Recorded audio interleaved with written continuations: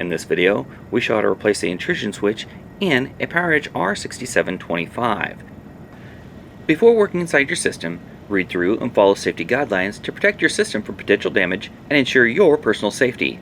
For more information about safety guidelines, see the service manual at dell.com/support. To remove the intrusion switch with riser 2 removed, disconnect the cable from the system board and unroute it.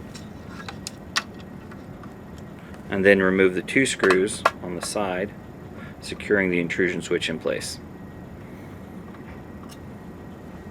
And lift the intrusion switch out of the system. To install the intrusion switch, lower it into the system.